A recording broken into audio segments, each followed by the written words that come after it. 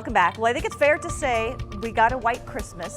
It was white and icy, but it was certainly, there was plenty of snow on the ground. And just for fun, kind of taking a look at the rest of the U.S. Here's a look at the current snow depth, and you can see pretty much the northern half of the U.S. enjoyed a white ground on Christmas morning. Lots of cold temperatures even as far south as Florida and parts of Texas, but no snow for those folks. We still have plenty of snow on the ground, again with that icy crust. Today's temperatures, though, are starting to warm up. Now at the airport, we only made it up to 31 degrees, but out in the Spokane Valley, Coeur d'Alene, even Deer Park, and especially down across the Blues, temperatures did make it above freezing today. So we're kind of starting to thaw things out, and that's going to mean improved travel here locally, but some parts of the inland Northwest are still going to be dealing with some ice at least through tomorrow. Let's take a quick look at the snow statistics, though. We're up to 15.5 inches for December, puts our seasonal snowfall total now at 34 inches, which is nearly a 1.5 feet above average. All right, I was talking about still seeing some icy conditions and some snow across parts of the inland Northwest.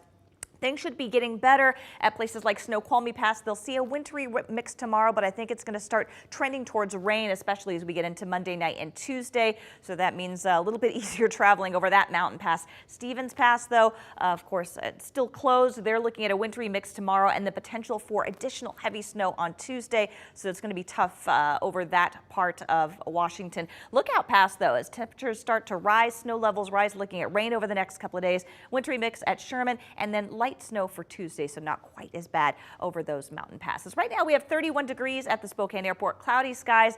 I think precipitation is going to kind of take a little bit of break this evening before we see a return tomorrow, which should mostly be in the form of rain. We can still see some pockets of freezing rain and some locations around the city that are still just right below the freezing mark, but it should go above freezing by tomorrow afternoon. Wind and rain for Tuesday. We're looking at temperatures soaring into the 40s, and then seasonable temperatures in the 30s for the rest of the week. We do have a couple of chances of a mixture of rain and snow as we head towards the end of the year. This is going to be round 2 of 3 on Monday, a slightly warmer storm system than Saturday, so less ice, more rain, and then round 3 will be coming on Wednesday, which is going to be a lot warmer, but could still see some pretty icy conditions down towards the Tri-Cities, Yakima Valley, and then even on I-90 out towards the Cascade Passes for tomorrow. So if you've got travel plans, definitely just be aware of that. Future Tracker keeping it dry for this evening. We'll see the return of mainly rain for tomorrow, and then even warmer temperatures and some pretty soggy wet weather into Tuesday. Here's a look at that extended forecast. Warmer temperatures in the 40s by Tuesday and Wednesday, wind and rain, and then things kind of settle down. We get back to more seasonable temperatures in the 30s. Chance of rain and snow for Friday, and seasonable temperatures heading into the new year.